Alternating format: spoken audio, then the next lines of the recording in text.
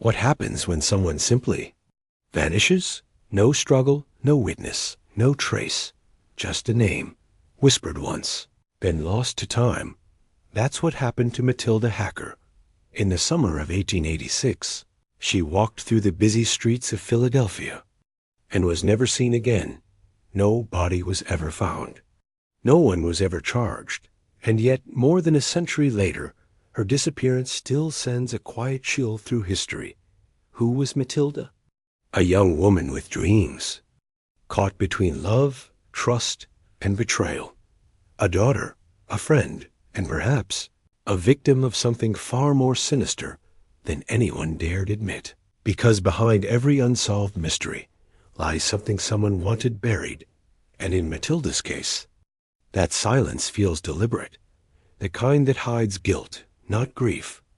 Why did no one look for her? Why did her story fade so quickly? And who, even now, wants it forgotten?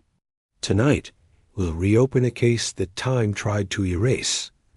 A case where every clue leads to another question, and every answer feels just a little too late. This is the forgotten story of Matilda Hacker, a mystery that never truly disappeared.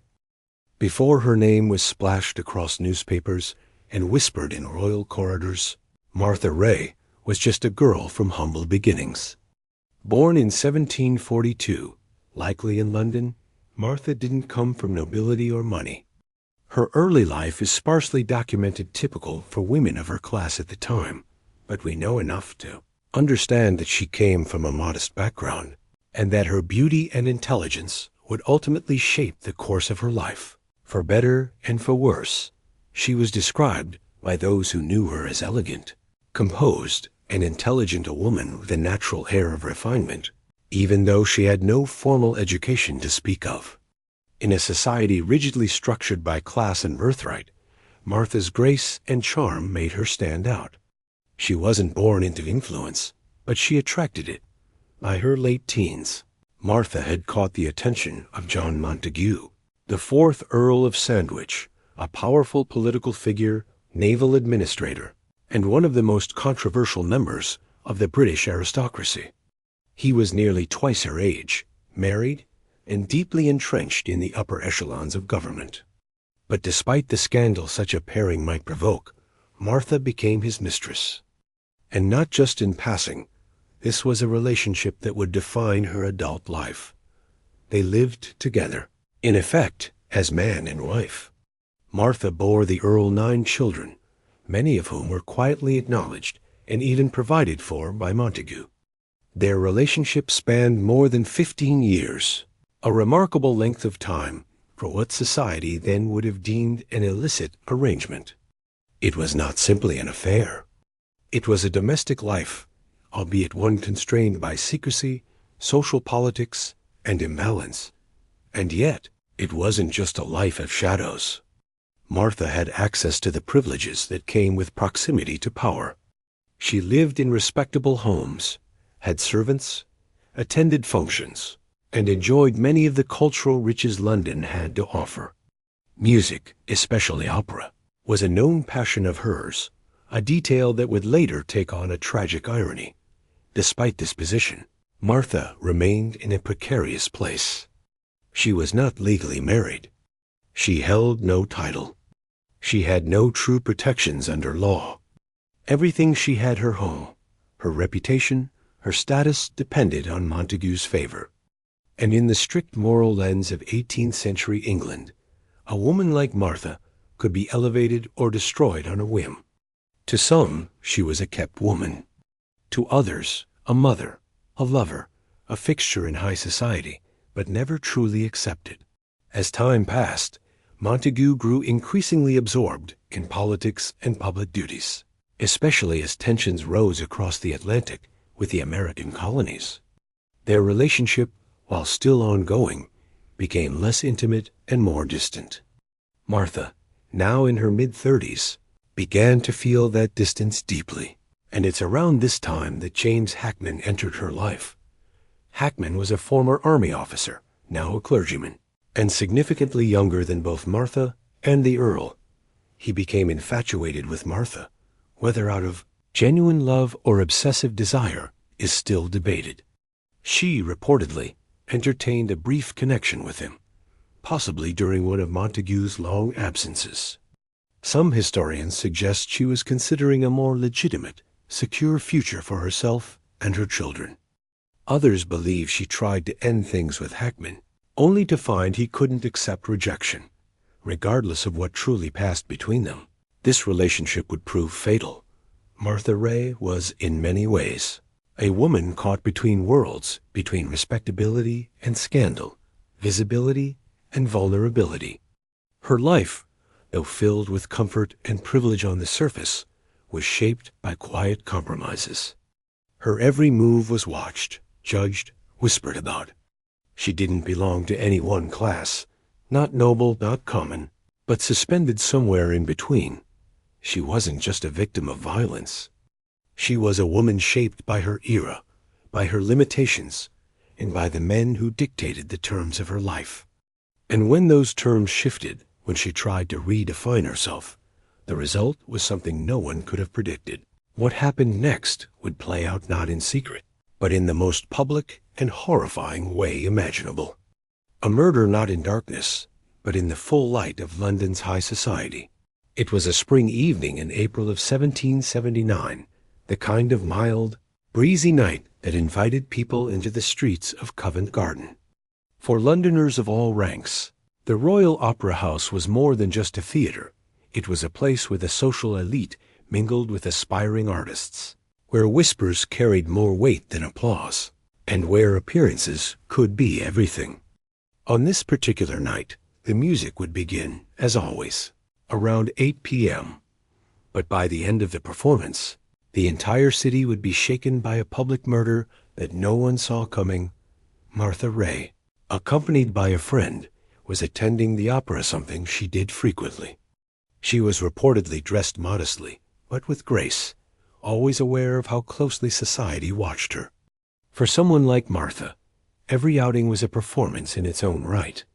She was known to love music, and the opera was one of the few places where she could simply blend in an anonymous face in a candlelit crowd. But she wouldn't remain anonymous for long. Earlier that day, James Hackman, the young clergyman who had once courted Martha, was reportedly seen pacing near Piccadilly, appearing agitated. Witnesses later described him as nervous, distracted, not himself. Some would say he had been drinking. Others said he was simply distressed.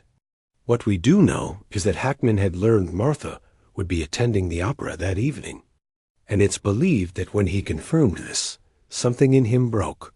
By 7 p.m., Hackman had armed himself with 2 pistols. Why 2? Perhaps he intended one for her, and one for himself. Or perhaps he wasn't sure he'd go through with it at all. Either way, he arrived at Covent Garden before the performance began, lingering outside the venue. Observers noted he stayed close to the entrance, but didn't purchase a ticket. He wasn't there for the opera. As the music played inside, Martha sat unaware of the storm gathering outside the gilded walls.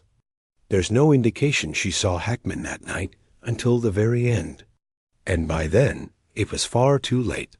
Around 10 p.m., as the audience began to trickle out into the night air, Martha and her companion exited through the main doors. Gas lamps flickered along Bow Street. Hackman was waiting.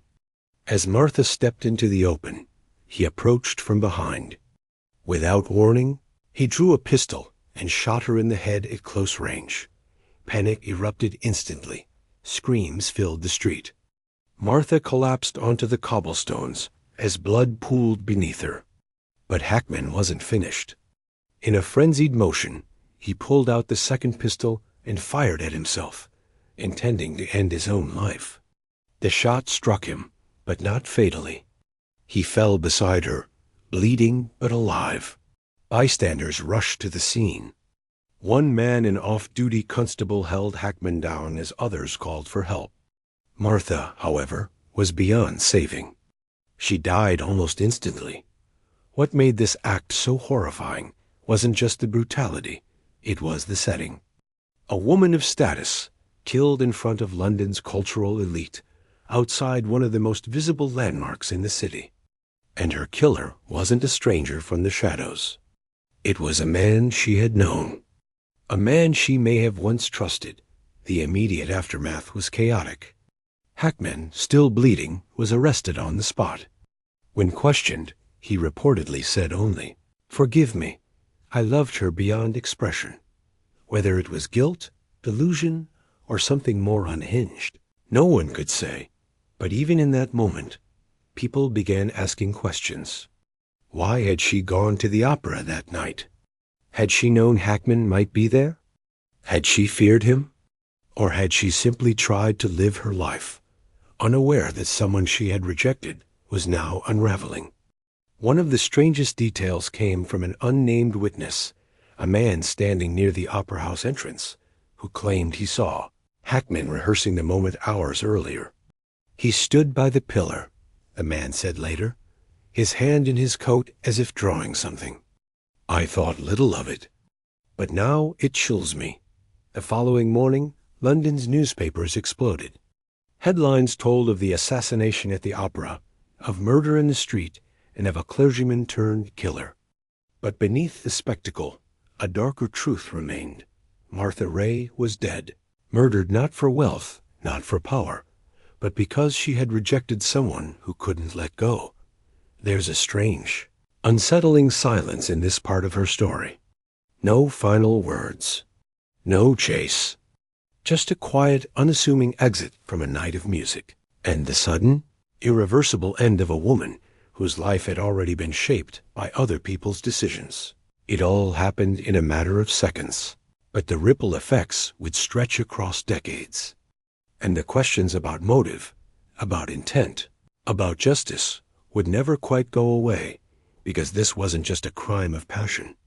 For some, it was a symptom of something deeper, a society that gave men power over women's lives and left women like Martha with no true protection when that power turned deadly. The investigation into the murder of Martha Reay began the moment her body hit the pavement. With James Hackman wounded, weapon in hand, and surrounded by witnesses, the case seemed all but open and shut. And in many ways, it was at least in the eyes of the law. But what unfolded in the hours and days that followed revealed far more than just guilt or innocence. It exposed how class, gender, and perception shaped justice in 18th century Britain. Immediately after the shooting outside Covent Garden, Hackman was taken into custody. Despite his self-inflicted wound, he was deemed well enough to be interrogated. He offered no resistance, reportedly saying he had lost his senses and that he had been led by passion and despair. These statements, coupled with the presence of 2 pistols and several eyewitnesses, left little ambiguity regarding who had pulled the trigger. The Bow Street Runners London's early form of organized police responded quickly, but their investigative resources were limited. There was no crime scene tape, no forensic team, and certainly no modern ballistics or psychological profiling. Instead, the investigation focused on witness testimonies and public perception, which proved both illuminating and problematic. Witnesses outside the opera house offered consistent, though sometimes sensationalized, accounts. Several claimed to have seen Hackman stalking Martha from a distance, while others described his movements as calculated and strangely calm before the attack. One man even claimed he saw Hackman loading a pistol hours earlier near Charing Cross, though this account was never verified. Inside Martha's social circle, reactions were mixed. Some of her acquaintances described her relationship with Hackman as brief and polite, suggesting she had ended things cleanly months before the murder. Others implied she had continued to correspond with him, perhaps stringing him along unintentionally. Hackman's friends, meanwhile, painted a picture of a man deeply infatuated, emotionally fragile, and increasingly unstable in the weeks before the crime. But there were no other suspects. No red herrings. No mystery about who fired the shot. The real debate became one of motivation and mental state. Was Hackman a cold-blooded killer, or a man broken by unrequited love? And was Martha simply a tragic victim? Or, according to some sensationalist papers, a woman who had tempted fate by living outside the bounds of proper society? This question of morality quickly took over public discourse. In many newspapers, especially the more conservative publications, the murder was framed not just as a crime of passion, but as a moral consequence of Martha's lifestyle. The fact that she was a mistress, however long-standing and loyal, was used to subtly imply that she had invited scandal into her life. It was a cruel and deeply unfair assessment, but one that resonated with a public eager to make sense of the horror. Meanwhile, Hackman's status as a clergyman and former soldier complicated things further. He wasn't just any man, he was educated, respected, and connected. His fall from grace added a layer of tragedy that many found compelling, even sympathetic. As a result, his trial became as much about social decay as it was about personal responsibility. When the case went to court, it moved swiftly. Hackman was tried at the Old Bailey, where the evidence against him was undeniable. The pistols were produced, the witnesses testified, and his own admission sealed the case. Yet the courtroom was packed not just with legal observers, but with members of the public, nobility, and gossipmongers alike. The trial was spectacle, a drama in its own right. Hackman's defense rested on the claim of temporary insanity, a relatively new concept in the legal world at the time. His barrister argued that he had been driven to a moment of madness by romantic despair. But the judge and the jury saw through it. The verdict was swift. Guilty of murder. He was sentenced to death and hanged at Tyburn within days, a common practice at the time. Thousands gathered to watch the execution. Some reportedly wept. Others cheered. Hackman, for his part, showed remorse, offering prayers and accepting his fate quietly. But for all the speed and certainty of his conviction, the case left behind a tangle of lingering questions. Why had no one intervened earlier when Hackman's obsession became apparent? Why had Martha been left unprotected, despite the apparent danger? Was her death truly an isolated act of passion, or the inevitable result of a society that permitted women like her to be both visible and vulnerable, yet never truly safe? There were no forensic limitations per se, because there was no forensic science as we know it today. No autopsy results were made public. No gunpowder residue was tested. Everything hinged on what people saw, what they believed, and how they interpreted those beliefs through the lens of morality. In the days following the murder, artists painted scenes of Martha's final moments. Pamphlets were sold on the street with dramatized versions of the tragedy. Poets wrote verses. Even as she was buried, her story was being rewritten by others, romanticized, judged, mourned, and manipulated. And just like that, the official investigation ended. Hackman was dead. Justice, in the legal sense, had been served. But many still questioned whether it had been justice at all, or simply retribution masked as order, because in the end, the questions that matter most were never answered. Who failed to protect Martha? Why was her life so easily reduced to a headline? And what does it say about a society that allowed her to be remembered not for who she was, but for how she died? When a murder is committed in full view of the public right outside a prestigious opera house, no less you might think the motive is clear, the conclusion easy. And for many at the time, that's exactly what it seemed. The most commonly accepted theory about the murder of Martha Reay was straightforward and tragic. James Hackman was a man consumed by love, spiraling into jealousy and despair, who ultimately committed murder because he couldn't bear to live without her. To the public, it was a textbook case of emotional obsession. Hackman, a former army officer who had taken holy orders and become a clergyman, was widely known to have developed an intense affection for Martha. According to some accounts, their connection began while Hackman was still a military man, and though it's unclear exactly how deep their relationship went, What is certain is this: he proposed marriage, and she declined. Rejection may have broken something in him from that point onward. His letters grew more passionate, his demeanor increasingly unstable. Friends began to notice changes. One even advised him to leave London and forget her, but Hackman couldn't or wouldn't let go.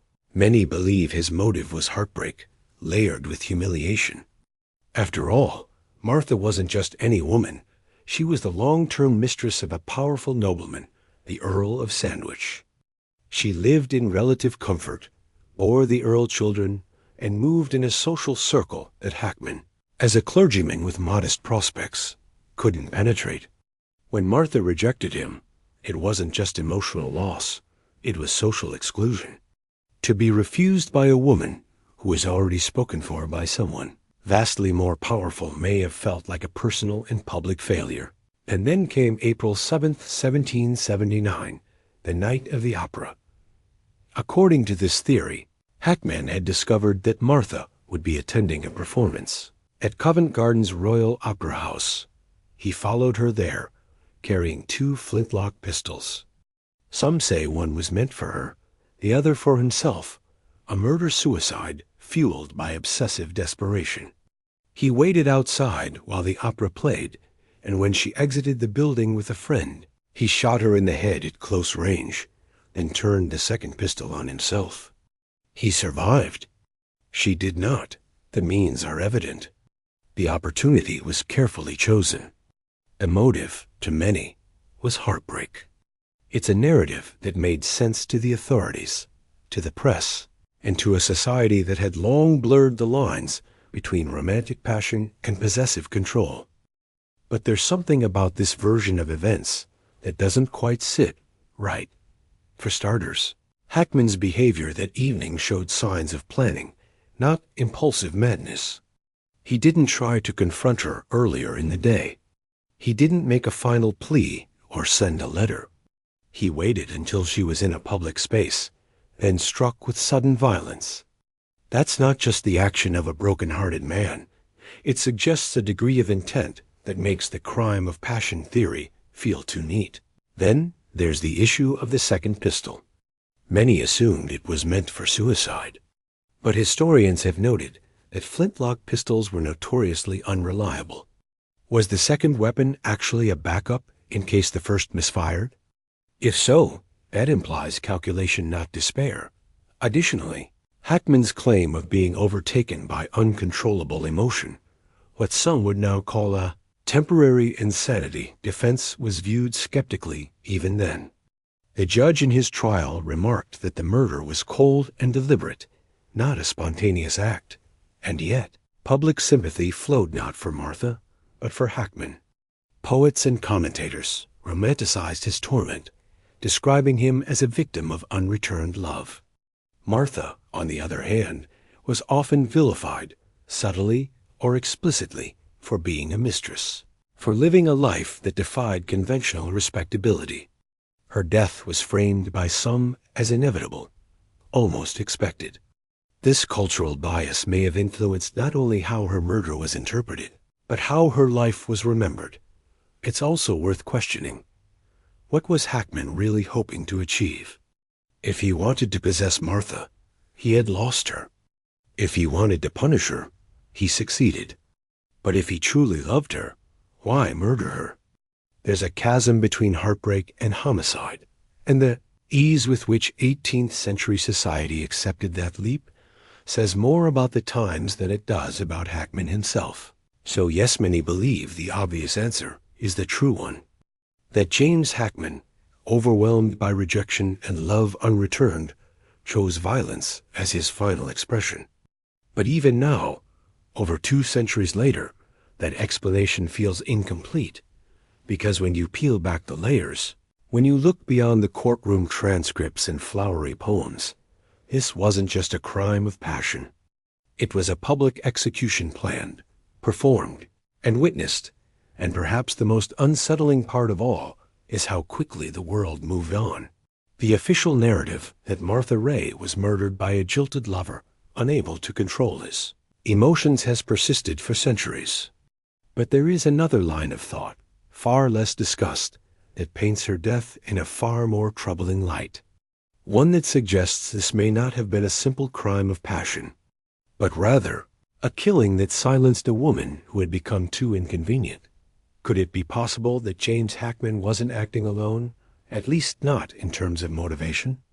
Could there have been pressure, manipulation, or even encouragement from someone with far more power than he ever had? To explore this, we must consider Martha's unique position in society. She was not merely a socialite or a mistress. She was the long-term partner of John Montagu, the 4th Earl of Sandwich, a powerful and controversial figure in 18th century British politics. Montagu held immense political influence. He was the First Lord of the Admiralty and had deep ties to both the monarchy and Parliament. Their relationship, while never formalized through marriage, had produced several children. She was, in many ways, a liability in a world where image was everything. At the time of her murder, Montagu's political reputation was already embattled. He was ridiculed in the press, satirized by his enemies, and increasingly viewed as out of touch. And here was Martha, his mistress of many years, still publicly visible, still connected to him, still potentially capable of bringing scandal to his name. Some historians have quietly speculated that Martha had begun pressing Montagu for greater recognition, or even financial security for her children. If true, that would have complicated his already fragile standing. One cannot help but wonder, was Martha becoming too much of a political risk? Now enter James Hackman. He was a relatively unknown clergyman with ties to the military and possibly socially vulnerable. His romantic interest in Martha gave him proximity. But what if someone saw in him a perfect vessel for a crime? Someone whose obsession could be fueled, whose instability could be exploited, and who, once he pulled the trigger, could conveniently take the fall without raising further questions. There is, of course, no concrete evidence to support this theory. No letters, no confessions, no recorded meetings in shadowy alleyways. But there are subtle signs, a quick trial, a faster execution, and a press more interested in condemning Martha's morality than questioning the circumstances of her death. Could that haste have been designed to bury something deeper?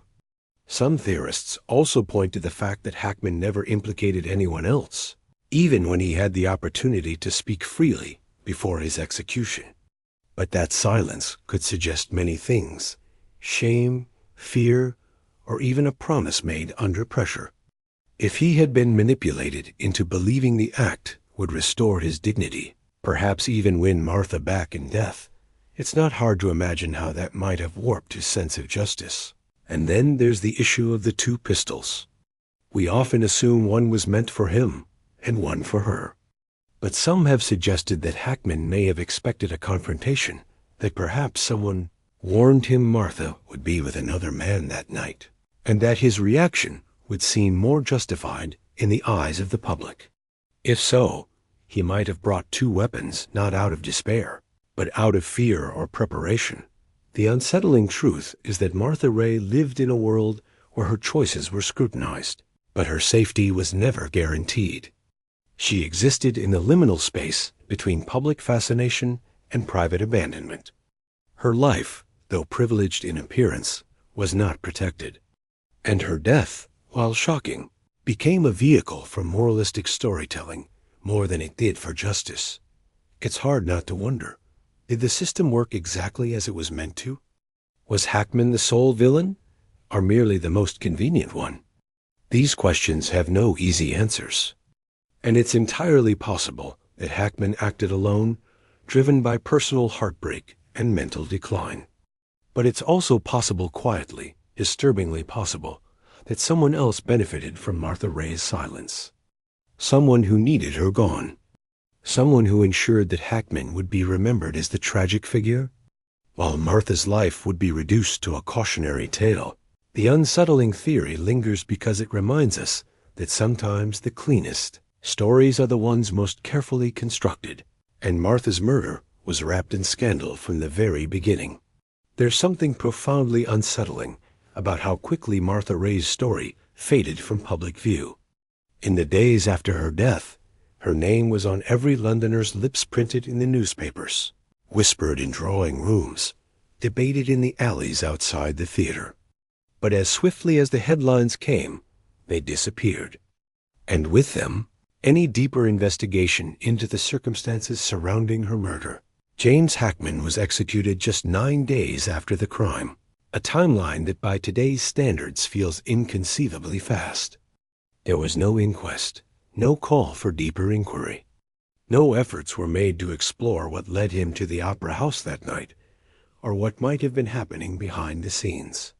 Once he swung from the gallows at Tyburn, the case was considered closed. And for most people, it was. But for those who knew Martha, truly knew her, the questions never stopped. How had it come to this? Could anything have been done to protect her? Was there more to Hackman's motive than heartbreak? And why had the press, and even the court, focused more on Martha's reputation than her murder? These weren't idle musings. They were the questions whispered in hushed tones by her friends, her family, and others who had watched her navigate a life filled with social contradiction. A woman beloved by one of the most powerful men in Britain, yet never fully protected. A mother to his children, yet never granted the title of wife. A social figure, yet always at the margins. In the years that followed, no further investigation was ever opened. No new evidence was uncovered. No anonymous letters appeared. No confessions surfaced. No witnesses came forward claiming to know more than they had said in court. For all intents and purposes, the trail went cold before it ever had a chance to warm up. What remains today are fragments, pamphlets, and poetry, trial records, and portraits, each offering a version of Martha Reay, but none of them entirely whole. Her death has been retold as tragedy, romanticized in plays and literature, and used as a cautionary tale for women who dared to live outside societal norms. But the real woman, the one behind the scandal, was quietly lost. The emotional toll on her family was rarely discussed. Her children, some fathered by Montague, were left in an awkward limbo. Though Montague continued to support them financially, he never spoke publicly about Martha's death. There was no memorial erected. No justice campaign, just silence. A silence that perhaps said more than any eulogy ever could. And over time, as newer crimes and fresher scandals took center stage, Martha's case drifted into obscurity. Not because it was solved, but because society had already decided what version of the story it wanted to believe. Even modern historians have struggled to revisit the case with any clarity. With so little forensic evidence, no physical records beyond the trial, and no first-hand letters from Martha herself, her voice remains the most absent in her own story. We hear from Hackman, from the court, from the press, but not from her. It's hard not to wonder what she might have said had she been given the chance. About her life, about Hackman, about Montague, about what it meant to live in the spaces between acceptance and judgment, love and convenience, privilege and vulnerability. Today, more than 2 centuries later, the mystery remains not just of who killed Martha Reay, but of who allowed her to be forgotten so easily. The lack of follow-up investigation, the social silence, and the reshaping of her story into something moralistic rather than human, all point to a deeper failure, one that speaks less about crime and more about complicity. And so, the trail went cold, not because the answers were too far out of reach, but because no one wanted to keep asking the questions. Thank you for joining us on this quiet, haunting investigation into the tragic case of Martha Reay, a woman lost not only to violence, but to time. Her story left tangled in scandal, silence, and unanswered questions. If you've heard of this case before, or if you have thoughts about the theories we explored, we invite you to share them in the comments below. Your insights help keep these forgotten stories alive, and if you appreciate thoughtful, reflective true crime content like this, Please consider subscribing to the channel for more cases that chill, disturb, and linger long after the screen fades to black. Because sometimes the most haunting stories are the ones history tried to forget.